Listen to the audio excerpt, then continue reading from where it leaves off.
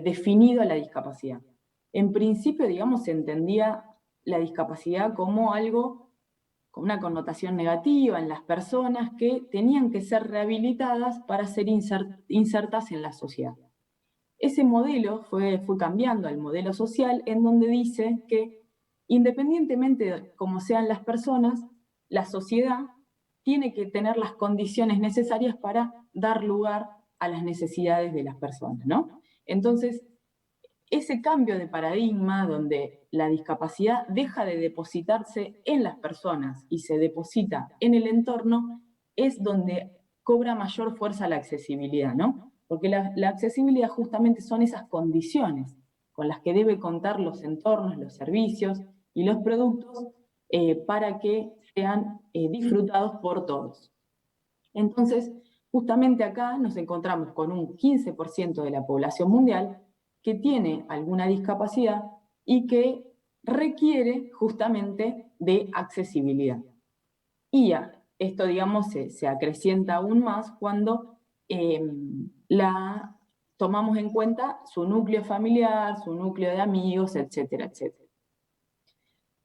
Eso, entonces, por un lado, o sea, las personas con discapacidad requieren accesibilidad y son alrededor de un 15% de la población mundial. La población envejecida también es otro factor que requiere de la accesibilidad porque, según las estadísticas de la ONU, para el 2050 esa población se va a triplicar. Es decir que justamente, digamos, esto también, acá hay una relación entre la población envejecida y la discapacidad, porque a mayor edad, digamos, uno va perdiendo las capacidades funcionales y va adquiriendo algún grado de discapacidad. Entonces también acá hay una relación. La accesibilidad también es importante, digamos, porque es un derecho según la Convención Internacional sobre los Derechos de las Personas con Discapacidad, lanzada por la ONU en el 2006 y ratificada por la mayoría de los países al día de hoy. Y es un concepto que beneficia a todos, porque cuando hacemos turismo, por ejemplo, si encontramos una rampa, es muy probable que vayamos, digamos, con la valija por la rampa y no por las escaleras. Entonces, al final termina siendo algo que beneficia a muchos más, digamos, que a los que requieren la accesibilidad puntualmente. Y el otro factor a tener en cuenta es que las ciudades están siendo, overpopulated, ¿no? Hay una tendencia, digamos, a que para el 2050 el 70% de la población vivirá en ciudades. Entonces, en este punto, digamos, nos encontramos con ciudades que tienen poblaciones con discapacidad, tienen poblaciones envejecidas, tienen cúmulo de gente viviendo en ellas, donde, digamos, la accesibilidad aparece como un derecho, pero también como una cuestión a enfrentar. Es decir, un requerimiento de ciudades accesibles para dar lugar a todos, ¿no? Entonces, desde este punto, digamos, se entiende y se planifica en ciudades accesibles.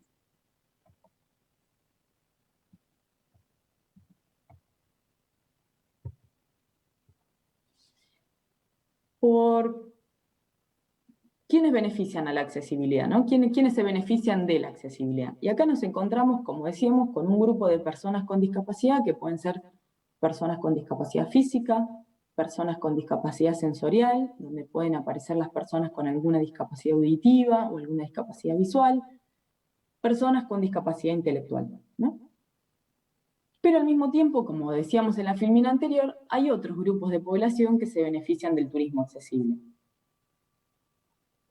Los ciudadanos del propio destino, que al encontrarse con accesibilidad, digamos, la utilizan, personas mayores, esta tendencia a la población extranjera, a la población envejecida, personas extranjeras y otros. Y dentro de ese otros están personas que utilizan carritos, por ejemplo, no sé, desde andadores hasta personas que hacen los mandados y utilizan esos carritos, mujeres embarazadas que utilizan también los cochecitos para los niños, personas con alguna discapacidad temporal, como puede ser alguna persona que está con un yeso, inmovilizada, personas con lesiones, personas con obesidad, muy altas o muy bajas, personas que llevan bultos, que suelen ser vendedores, en los que, bueno, acarrean de un lado a otro los productos, los niños, los acompañantes de las personas con discapacidad, y también personas con alergias o intolerancias, como pueden ser las personas con celiaquía, que si bien no son personas con discapacidad, sí, digamos, requieren alguna cuestión particular digamos, de la sociedad, de las personas, de los productos y de los servicios. Entonces, cuando vemos quiénes se benefician del turismo accesible o de la accesibilidad de las ciudades, nos encontramos con que ya no es el 15% de la población mundial, sino es el 40% de la población. Es decir, muchas personas que requieren de la accesibilidad. Ahora, ¿qué pasa con las personas con discapacidad cuando viajan? Porque hasta ahora veníamos hablando de la accesibilidad en general. Bueno, en general no suelen viajar. Esto, digamos, tiene que ver con la literatura, en la que, bueno, hay estudios de personas con discapacidad, sobre todo aquellas con alguna discapacidad motriz, en las que no viajan por falta de información confiable y de servicios accesibles, ¿no? Esto es muy general.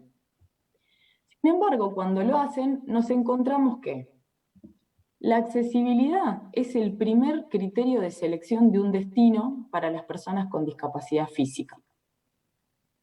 El tercero, de las personas con discapacidad en general. Y recién está en el número 24 para el resto de las personas. Es decir, fíjense cómo la accesibilidad se vuelve un factor determinante en la elección de un destino, particularmente para las personas con discapacidad física, pero también, digamos, bastante primordial para las personas con discapacidad en general. Las personas no se van a arriesgar a trasladarse de un lugar al otro si ese lugar no les garantiza las condiciones de accesibilidad. Entonces, por un lado nos encontramos que es un factor crítico de decisión de viaje. Al mismo tiempo, cuando viajan, gastan más o menos 1,18 o 28% más que el resto de las personas. Acá no se encuentra discriminado si es por la falta de accesibilidad que tienen que hacer mayores gastos o bien que gastan más que la media. Prefieren destinos de playa y esto también se debe a cuestiones relacionadas con las condiciones climáticas que favorecen a algunas enfermedades o algunas discapacidades en general. Suelen viajar acompañados. Hay algunos estudios que indican que viajan al menos acompañados de 2 personas. Pero este es otro punto interesante en el tema de la accesibilidad. ¿Viajan viajan acompañados porque quieren o viajan acompañados porque no se animan a viajar solos o porque las condiciones de los entornos no les permiten la autonomía suficiente como para viajar solos? ¿No? Entonces este es un punto importante. Que viajen acompañados y que se los vea como un grupo multicliente, como muchas veces se suele mencionar, debería, digamos, profundizarse en si en realidad es porque las condiciones de los entornos no les garantizan la suficiente autonomía. Tienden a hacer uso de baja temporada, evitando lugares con mucha gente, por lo tanto esto es un factor importante para romper con la estacionalización. Y están dispuestos a pagar más dinero si se les garantizara la accesibilidad, digamos. Cuestiones básicas que requieren para poder trasladarse, para poder disfrutar los espacios y hacer uso turístico de los lugares y servicios. Entonces, las personas con discapacidad cuando no viajan se encuentran con una serie de barreras, ¿no? Por barrera, digamos, se entiende cualquier obstáculo, cualquier limitación que impide la plena realización, digamos, de la actividad, del uso, sea de lo que sea, ¿no? Y acá traje algunas imágenes que son bastante tragicómicas para abordar la discapacidad. Tenemos una primera foto en la que hay una persona en silla de ruedas que quiere ingresar, digamos, a un transporte transporte local, digamos, a un micro, en la que, digamos, no tiene ninguna condición de accesibilidad. Entonces ahí encontramos una barrera al transporte. El transporte debería tener las condiciones para que esa persona pudiese ingresar al transporte y poder hacer uso como cualquier otra persona. La siguiente foto ilustra una rampa que tiene una pendiente dentro de todo buena, pero que está obstaculizada por un auto. Entonces ahí la barrera con la que nos enfrentamos es a la barrera actitudinal, que tiene que ver muchas veces con personas que no tienen incorporada esta empatía o incluso una visión de derechos de las personas con discapacidad, y ocurren estas cuestiones. Son los 5 minutos que ya salgo, digamos, cuando estacionan el auto tapando una rampa, pero que luego termina siendo, digamos, un obstáculo o un impedimento para la persona con discapacidad. La siguiente foto ilustra una mujer que lleva un bastón blanco, digamos, de persona ciega, y se encuentra, digamos, con un cartel que obstaculiza la vereda. Y ahí también es lo que nos aparecen como barreras horizontales o barreras verticales, ¿no? Las horizontales son las que justamente aparecen, digamos, como figura en la imagen, apoyadas en el piso, en el suelo, y después las horizontales las verticales pueden ser cualquier cartel o una lámpara que esté colgando a una altura en que la persona ciega no pueda identificarla, ¿no? Estos son los dos tipos de barreras físicas que aparecen. Después tenemos, bueno, una foto que representa un cartel donde aparece el baño accesible, pero, o sea, aparece el signo de la silla de ruedas, pero con una bajada por escaleras, ¿no? No aparece un ascensor, sino una escalera. Entonces, ¿cómo? La persona en silla de ruedas debería bajar la escalera para ir al baño.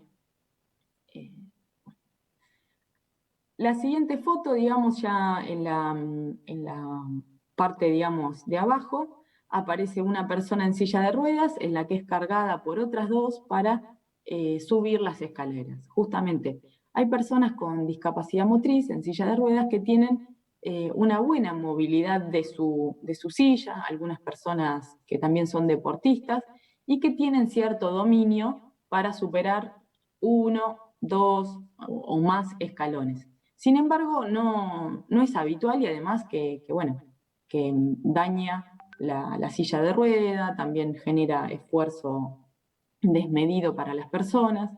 Y esto es, digamos, lo que aparece cuando no hay accesibilidad, ¿no? La dependencia de otras personas, que también suele tener una connotación de bastante indigno, porque a nadie quieren que lo carguen a UPA o para trasladarlo de un lugar al otro.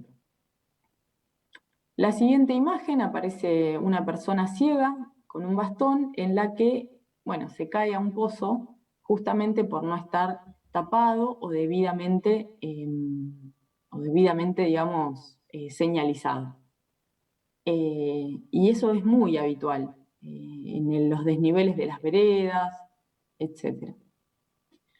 Luego tenemos una foto con una rampa que está bien señalizada, que tiene la pendiente adecuada, pero que, digamos, al finalizar se encuentra una pared. O sea, no tiene el ancho suficiente en la vereda para que la persona pueda subir y hacer un giro con su silla de ruedas para subir a la vereda y decidir para qué lado ir, ¿no?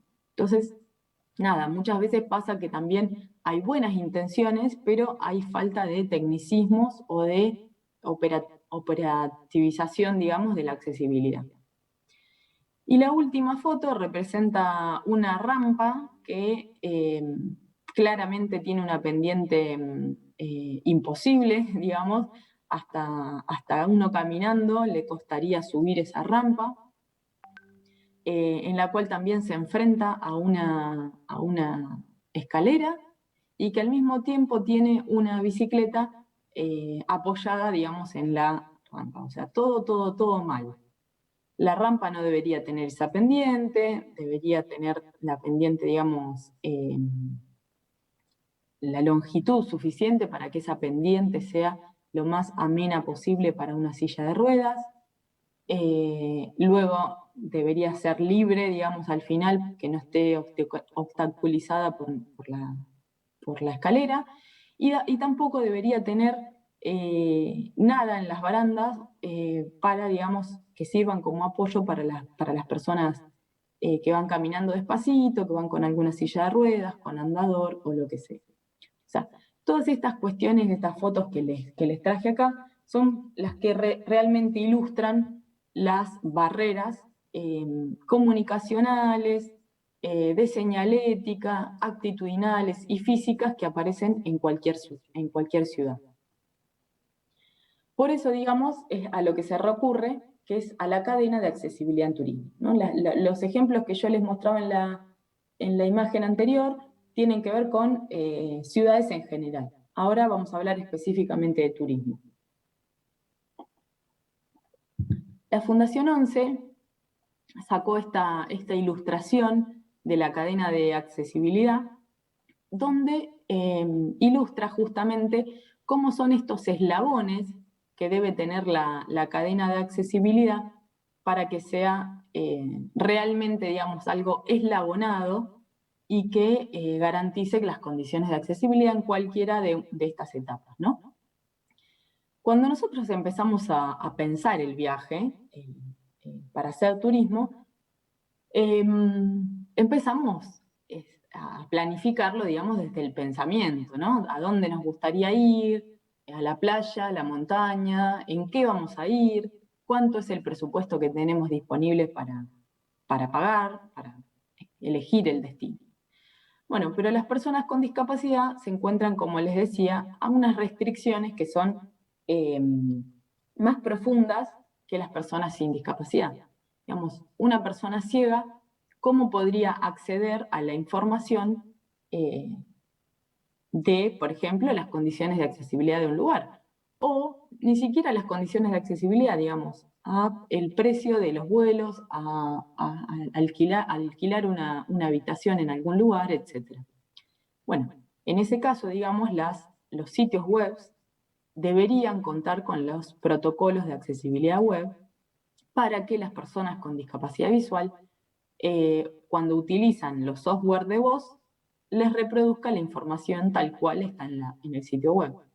Pero bueno, también sabemos que la mayoría de los sitios web no cumplen con las condiciones de accesibilidad. Entonces, por un lado tenemos acceso a la información y por el otro lado tenemos acceso al contenido de la información, ¿no? Porque, como les decía, una cosa es ingresar a ver el sitio web y poder buscar la información, y otra es que la información al mismo tiempo hable sobre las condiciones de accesibilidad de los productos y los servicios. Entonces, este es un punto sumamente importante y es justamente lo que determina la elección del viaje. Las personas con discapacidad motriz, por ejemplo, suelen pedir muchas veces las fotos de los baños, de los hoteles. ¿Por qué? Para ver si, bueno, van a tener las condiciones necesarias o van a tener que llevarse algunas ayudas, algunos apoyos, o justamente esto, contar con la ayuda de alguna persona con la que viaje. Entonces, justamente como les digo, el eslabón de la información es de los más importantes. Ahora los vamos a ejemplificar un poquito, pero sí quería que tomen el concepto, digamos, de lo que es la cadena de accesibilidad. Una vez que decidimos el viaje, digamos, ahí nos encontramos con el transporte. Bueno, vamos a ir en auto, en avión, en tren, lo que fuere. En el caso, digamos, del transporte aéreo, para las personas con discapacidad motriz y que están en silla de ruedas, o incluso de alguna enfermedad respiratoria, cardíaca, etc., hay unos protocolos, digamos, que son bastante invasivos, digamos, de las personas con discapacidad. Por ejemplo, si la persona está en silla de ruedas y tiene una silla de ruedas a motor, tiene que ser una serie de protocolos, digamos, en las que avisar en el check-in, a esa persona la pasan a otra silla, esa silla es la que se puede, digamos, ingresar al avión, luego es la primera persona que sube al avión, antes, digamos, del resto de las personas, y una vez que se llega a destino, es la última en bajar, ¿no? Porque por el requerimiento, digamos, de la silla, etc. Pero al mismo tiempo, los baños de los aviones no son accesibles. Por tanto, digamos, acá es donde aparece una cuestión bastante indigna para las personas con discapacidad, es que o tienen que utilizar sondas o pañales o de alguna forma, digamos, para poder soportar no ir al baño durante las largas horas de un vuelo. Y esto también hace que muchas personas con alguna discapacidad en particular decidan no utilizar el transporte aéreo para los viajes, ¿no? Entonces, como les decía, estas barreras son las que aparecen y que van haciendo justamente determinar la elección del viaje y las condiciones, digamos, con las que se van a encontrar. Después tenemos el alojamiento, decís, bueno, encontramos la información, definimos el transporte, ahora dónde nos vamos a alojar.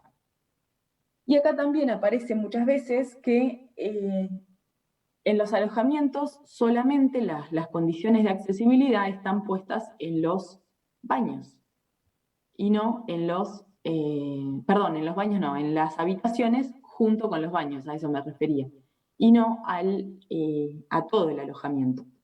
Entonces, en ese punto, digamos, ahí aparece que muchas veces hay muchas quejas de las personas con discapacidad en las que dicen, yo estoy pagando una tarifa por todo el alojamiento y no únicamente por la habitación. Entonces, si el hotel tiene un spa o tiene un gimnasio, deberían también tener las condiciones para que yo pueda disfrutar del resto de los servicios, de los cuales además los estoy pagando. Entonces, aquí, digamos, es donde aparecen todas estas cuestiones. Luego el transporte local, el entorno urbano, las actividades de ocio, excursiones, etcétera, etcétera, el transporte de vuelta y la satisfacción percibida, digamos, de ese viaje, que puede hacer que las personas con discapacidad luego recomienden estos lugares, estas experiencias, o bien, digamos, sea una experiencia tan negativa que no solo, digamos, la recomienden mal, sino que haga que no quieran seguir saliendo de su casa. Y eso, digamos, es lo peor, digamos, que tiene todas estas cuestiones, digamos, que al mismo tiempo la connotación de disfrute y de afectación, digamos, al bienestar que tiene el turismo por sobre cualquier persona, pero en particular sobre las personas con discapacidad, se vuelva una cuestión, digamos, retroactiva o que se vuelva una cuestión, digamos, negativa hacia las personas y decidan no seguir saliendo. Entonces, algunos ejemplos que les traigo de información, ¿no? Del primer eslabón. En el caso de la ciudad de Mar del Plata, cuenta con el ente, digamos, de turismo de Mar del Plata, cuenta en su sitio web con información sobre las condiciones de accesibilidad. En este caso les estoy dando el ejemplo del alojamiento, pero tiene de muchos servicios y productos. Entonces, fíjense que en la categoría accesibilidad aparecen todos accesibles o accesibles con ayuda. ¿Qué permite que sea accesible con ayuda, digamos? Es que justamente no cumple con los requerimientos totales de accesibilidad, pero, como hoy les decía en otro ejemplo, si hay alguna persona que tiene un mayor dominio de su silla de ruedas y que lo hace tener, como les decía, este mayor dominio y no tanta dependencia de la accesibilidad, puede elegir a lo mejor un alojamiento que está un poco alejado de la ciudad, pero está más cercano a la playa, digamos, o el criterio que sea, pero con menos requerimiento de accesibilidad, ¿no? Porque la persona lo puede superar. Entonces, el criterio de elección ya no es tanto la accesibilidad, sino la cercanía a la playa, el esparcimiento con la familia, etcétera, etcétera. Independientemente, digamos, de las condiciones de accesibilidad, insisto en que la información permite tomar decisiones de las personas con discapacidad. Entonces, este es un punto bastante importante. Después tenemos, por ejemplo, en Booking, que han incorporado ciertos filtros de accesibilidad. Entonces, por ejemplo, tenemos accesibilidad del alojamiento, pero también accesibilidad de la habitación. Entonces, pensemos lo mismo. A lo mejor hay algunas personas que el requerimiento de la accesibilidad la tienen únicamente en la habitación, o van a estar en conferencias, o van a estar en esto o en lo otro, y no les importa tanto si es accesible el alojamiento en general, sino la habitación. O bien hay otros que dicen, bueno, voy a estar muchos días, necesito el ingreso al alojamiento en sí, a las cuestiones, digamos, de servicios que tenga el hotel, etcétera, etcétera. Entonces, de nuevo, permite permite la toma de decisiones. Y también Airbnb ha avanzado, digamos, en los requerimientos de la accesibilidad. Y como se muestra acá en los filtros, algunos aparecen que, bueno, si no hay escaleras ni escalones para acceder, acceso sin escalones a la entrada, etcétera, etcétera. Esto, digamos, uno puede filtrar como posible huésped, pero también las personas que ponen sus alojamientos en Airbnb pueden brindar esta información sobre los requisitos de la accesibilidad. Entonces, de nuevo, permite la importancia, digamos, de la toma de decisiones. Ahora, en el transporte, como les mencionaba hoy, el transporte aéreo tiene todo este protocolo en el que requiere, digamos,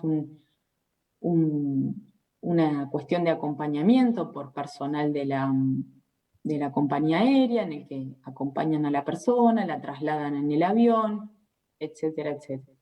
Pero después tenemos la cuestión del transporte, digamos, adaptado, que como vemos en las imágenes de más arriba, digamos, tenemos una situación del Renfe en España, el AVE, que hay una silla móvil, digamos, en realidad es una plataforma, silla no, es una plataforma móvil que permite el traslado de la silla de ruedas para superar los escalones que tiene el tren, ¿no? Entonces ahí tenemos las dos diferencias, como para una persona que está en cochecito puede tener con ayuda, digamos, levantarlo, pero sin embargo para la persona en silla de ruedas se requiere, digamos, alguna ayuda mecánica, sobre todo, que permita, digamos, el ingreso. Luego tenemos unos ejemplos de transportes adaptados que también tienen estas plataformas que permiten el ingreso de una persona en silla de ruedas a la parte trasera de una camioneta, de una combi, etc. Esto es el ideal. ¿Por qué? Porque la persona no se tiene que trasladar de su propia silla, que eso también muchas veces puede generar alguna lesión.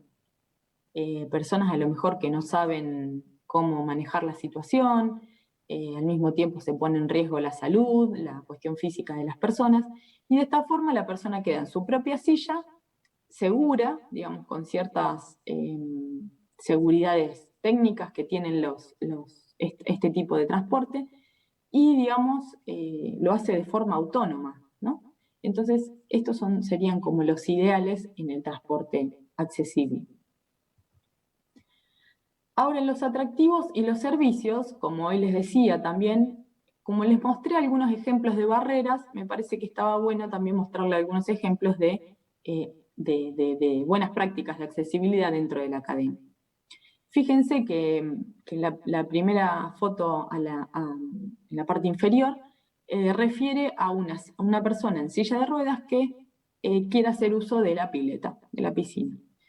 Para eso hay una manga, digamos, un brazo, en los que tiene una silla que la persona se puede trasladar ahí. Esa silla se gira y la ingresa al agua. Es muy segura, es autónoma, es cómoda y al mismo tiempo nos han contado muchos de los prestadores que han incorporado, digamos, este brazo, que lo utilizan muchas personas adultas mayores, que le tienen miedo a los escalones, a resbalarse, a cómo ingresar al agua, y justamente piden que se los ingrese con esta silla y juegan con los nietos, con la familia, en estos espacios. Por lo tanto, como les decía, muchas veces pensamos la discapacidad o la accesibilidad para las personas con discapacidad y luego termina siendo un concepto mucho más amplio. También en la imagen de arriba, digamos, para el ingreso a un museo, está señalizada, digamos, la opción de silla de ruedas para ingresar hacia la vereda. Luego tenemos un sendero, digamos, de manera lisa, que permita el traslado de la silla de ruedas hasta el ingreso del hotel. Que si fuese solamente pasto, digamos, esto, bueno, dificultaría el traslado.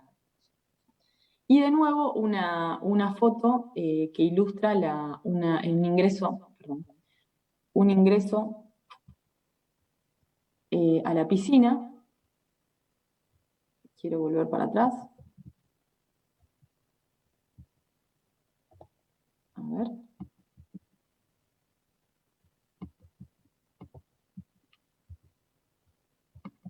Ahí estamos. Un ingreso a otra piscina en la que también cuenta con una baranda que va guiando, digamos, hasta el ingreso al agua. Esto en realidad se hace con sillas anfibias que son aptas para el ingreso al agua, o bien personas que pueden ir caminando despacito hacia el ingreso.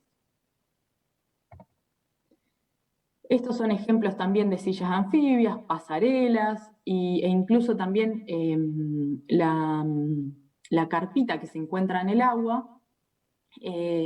Esto es de la Comunidad Valenciana de España, donde las personas con adultas mayores, sobre todo personas con o con niños, pueden estar ahí, digamos, para amamantar a sus bebés. Así que bueno, estos son diferentes, digamos, ejemplos. Me voy a apresurar un poquito para ya irnos en la parte de comunicación. Tenemos los aros magnéticos, que son aros que se colocan en las aulas para personas con discapacidad auditiva, que tienen los audífonos, se colocan en un modo T, y lo que hace justamente es disminuir el ruido ambiente para que el sonido, digamos, que tiene este aro le llegue directamente al audífono de las personas. Son bastante útiles. Carteles en QR que pueden hacer que personas con los celulares lleven a videos en lengua de señas, carteles interactivos que pueden ser tocados como una cuestión de experiencia sensorial para las personas con alguna discapacidad intelectual, sobre todo los niños. Experienciales, digamos, de cuestiones a tocar, que estén en braille y que al mismo tiempo tengan una descripción auditiva, sobre todo en los museos. Cartelería, señalética e información, que no solo permite la ubicación, digamos, de personas con alguna discapacidad visual, sino también para todos, ¿no? Porque muchas veces el saber la totalidad, digamos, de los edificios, de los servicios, nos terminan, digamos, permitiendo una mejor organización de toda la experiencia. También el ingreso de perros de asistencia, si está admitido o no, tiene que ver con la información. Relación entre la tecnología y la discapacidad. Como decíamos, bueno, hay una cuestión bastante importante de volumen de personas con discapacidad, de población envejecida, y al mismo tiempo de esta cuestión, digamos, de vivir en ciudades. Pero al mismo tiempo, digamos, como lo veníamos diciendo desde el inicio, la accesibilidad es un factor a tener en cuenta en el desarrollo de las ciudades. Acá es donde aparece el Internet of Things como una tecnología habilitadora que puede ofrecer a personas con discapacidad la asistencia y el apoyo que necesitan para lograr una buena calidad de vida y que les permite participar en la vida social y económica, ¿no? Hablábamos al principio con Mauro, antes de que empezara la actividad, que hoy la inteligencia artificial está dando unos grandes resultados en relación a la discapacidad. Hay ejemplos de personas que han vuelto a ver a partir de la incorporación de inteligencia artificial, tecnologías, personas que han recuperado movilidad a través de la incrustación de chips en las caderas, que hacen, digamos, avanzar en sus cuestiones nerviosas. Entonces, si bien la discapacidad no va a desaparecer, es una cuestión en la que nos tenemos que ocupar, sí es cierto, digamos, que puede beneficiar y justamente, digamos, habilitar estas cuestiones de accesibilidad. Hay algunos modelos que incorporan la accesibilidad puntualmente, modelos, ya nos centramos a ciudades inteligentes y destinos turísticos inteligentes. Este es uno particular de G3 ICT y World Enable del 2017, en los que dice que, bueno, aquellas ciudades que centran su desarrollo en el uso de la tecnología para avanzar en los derechos y la inclusión digital de las personas mayores y con algunas discapacidades.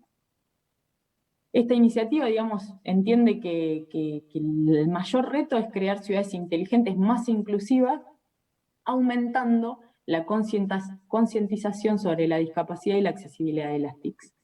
Y en un estudio que hicieron en el 2017, avanzaron, digamos, en que el 60% de las Smart Cities fallan a las personas con discapacidad, el 18% usan la tecnología en los estándares de accesibilidad, y el 33% duda de que las TICs resuelvan los problemas de accesibilidad. Después tenemos el conocido modelo de destinos turísticos inteligentes, en el que incorpora el eje de la accesibilidad, entendiendo, digamos, al modelo como un eje principal. En los destinos turísticos inteligentes de la Comunidad Valenciana también, en 6 de sus indicadores, incorporan a la accesibilidad. Y también, como les decía Mauro, realicé el manual para gestores de destinos turísticos inteligentes de la accesibilidad turística, que está disponible y tiene, bueno, una serie de buenas prácticas en las que yo no quería repetir acá en esta presentación, sino hacerles más bien un marco conceptual para que puedan después ir a este material y seguir viéndolo. Unos ejemplos, simplemente, bueno, para mencionarles el tema de la accesibilidad. De la OMT hay un premio de destino turístico accesible desde el 2019 que lo ganó Portugal y que Barcelona recibió una distinción especial. El caso de Benidorm tiene varios avances en accesibilidad que luego en el manual lo pueden encontrar más en detalle. Y particularmente les voy a hacer mención a la app para pasajeros ciegos que tiene Málaga, en las que las personas con alguna discapacidad visual que están esperando un bus en la parada de buses, justamente, puede avisar que está en esa parada y por GPS, por satélite, a esa persona le aparece que una persona con discapacidad visual está en determinada parada esperándolo. Luego esa persona, cuando se sube al bus, puede hacer el recorrido, seguir el recorrido, y le va avisando por audio en las paradas en las que está y en cuál debe bajar, permitiendo esta autonomía. Access App es una app de turismo accesible que va a estar en el ciclo de conferencias de FIDI por la tarde, que los invito a escucharla. También permite la información sobre turismo accesible en Argentina. Señalización, sendas peatonales con luces LED para las personas con discapacidad auditiva, discapacidad visual, y para las personas con discapacidad auditiva, semáforos para sonoros, digamos, para personas con discapacidad visual, y que también permite, digamos, la visualización para las personas con discapacidad auditiva de los segundos que les quedan y que no sea solamente sonoro. Información interactiva en QRs, que permite también los videos en lengua de señas, que muchas veces no se puede contar con un recurso que esté todo el tiempo hablando en lengua de señas. Y por último, digamos, como los debates que hoy tiene la accesibilidad, tienen que ver con que justamente es un factor determinante en la elección de destino de una persona con discapacidad y su núcleo familiar y amigos. Es decir, es una cuestión necesaria y determinante. es un eje de DTI, pero es el eje que más trabajo cuesta incorporar. Es importante contar con normativa que avance sobre la materialización y la regularización de la accesibilidad. Como herramientas, hay algunos países que cuentan con premios, con sellos, con programas, con directrices que acompañan la gestión de la accesibilidad en los productos y servicios turísticos, y también está la estandarización de la accesibilidad, la norma ISO, que en el módulo siguiente lo van a ver. Y en todo lo que tiene que ver con índices de Smart Cities no se contempla la accesibilidad. Por lo tanto, también sería un punto interesante a tener en cuenta de ver qué entendemos por Smart, qué es lo que se mide y que aparezca la accesibilidad. Así que por mi parte, muchísimas gracias, agradezco el espacio. Mauro, te doy la palabra por si hay alguna intervención, pero espero que haya quedado todo claro. Muchas gracias, Ana. Como siempre, nos das un panorama de una serie de marcos metodológicos y además, digamos, de enfoques que para nosotros es muy importante, igual, digamos, para muchos de los que están participando, pensando, digamos, en cada uno de nuestros territorios, ¿no? Pensando cómo llevar a la práctica esto. Y muchos seguramente estarán pensando también en las restricciones y las problemáticas estructurales que existen para poder implementar parte de lo que expusiste, ¿no? Entonces, sabiendo, me tomo el atrevimiento, sabiendo, digamos, que vos hiciste una tesis muy interesante en su momento, estudiando la accesibilidad en la República de los Niños, ¿no? Que es un área cultural, un parque temático emblemático de la Argentina, nos parece interesante que nos cuentes ¿cuáles son las restricciones que observás desde la gestión, desde lo local, digamos, ¿no? Sobre todo, particularmente con la aplicación de esto en grandes áreas públicas, parques temáticos, jardines, espacios urbanos, ¿por qué no? ¿No? Pensando, digamos, en municipios como estos, como muchos de los que están participando acá. Sí, Mauro, es un tema sumamente interesante. Yo en ese momento hice un diagnóstico sobre la accesibilidad en la REPU, que tenía que ver no solamente con las barreras físicas al ingresar a los distintos edificios del casco, digamos, de la REPU, sino también las cuestiones de actitudinales y de comunicación. Y ahí, digamos, resulta interesante que también cuando encuesté a personas con discapacidad, decían que no importa que no pudieran ingresar a todos los edificios, porque la experiencia de estar ahí ya era por demás de satisfactoria, ¿no? Entonces, digo, a veces las condiciones de accesibilidad no están al 100% y es nuestro ideal. El garantizar los derechos, velar por la autonomía de las personas, pero muchas veces se pueden hacer cuestiones que puedan tender, digamos, a esa accesibilidad y no ser estrictamente, digamos, de lujo o como muchas veces se piensa, o de grandes inversiones, porque a veces el punto no está ahí. Incluso hasta creo que hace un tiempito atrás, la Asociación de Mutualidad de Hipoacúsicos de Argentina donaba los aros magnéticos a los espacios culturales. Entonces, si vamos al punto, digamos, de la inversión cero, digamos. Pero bueno, a lo que te referís, sí es cierto, digamos, que, por ejemplo, en este caso en particular, hubo una gran voluntad política de la REPU en después tomar esa investigación que yo había hecho y avanzar en algunas cuestiones de accesibilidad. En las cuestiones de los edificios no se pudo avanzar demasiado por una cuestión patrimonial, porque la REPU es Monumento Histórico Nacional y ahí se requiere, digamos, de algunas negociaciones entre los derechos de las personas con discapacidad y la conservación del patrimonio. Que nosotros en Argentina no estamos tan avanzados en ese punto, pero sí hay otros países que sí. Ahora, después se hicieron muchos núcleos de descanso y de sombra, que uno parecería una cosa que no le da mucha importancia, pero en realidad si te pones a pensar en los adultos mayores o las mujeres con cochecitos, los espacios de sombra y de asiento son buscados en cualquier parque, en cualquier espacio o atractivo, entonces se han, digamos, avanzado en esas cuestiones.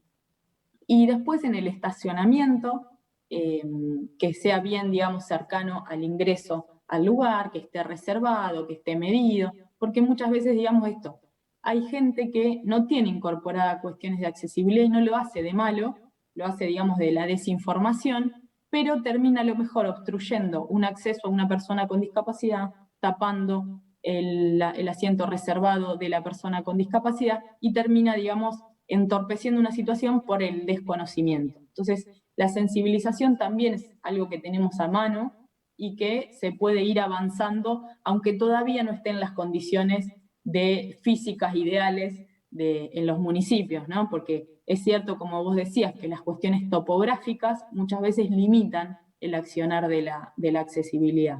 Pero hay muchos otros espacios en los que se puede ir avanzando, como tiene que ver con la educación. Perfecto, Ani. Bueno, en principio no nos quedan más que agradecimientos por la exposición. Realmente fue excelente y creo que contribuye también a enmarcar lo que los expositores posteriores van a estar desarrollando. Hablabas recién de lo patrimonial y pensaba en Pedro de Leye, por ejemplo, que va a estar en la mesa con Iván Rabli, con lo cual también quedan algunos disparadores pensando en quienes vienen a continuación.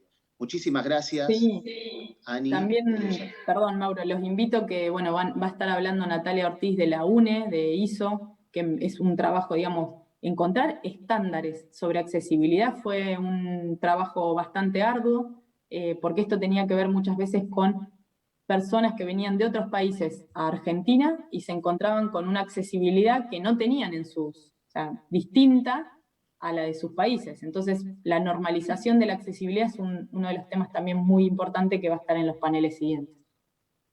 Excelente. Bueno, Ani, muchísimas gracias por haber aportado en el marco del seminario y seguramente quedarán muchas preguntas del público y quedará mucho como para seguir profundizando. Así que desde ya te agradecemos y los invito en 5 minutitos a tomarnos un café en espera del próximo panel.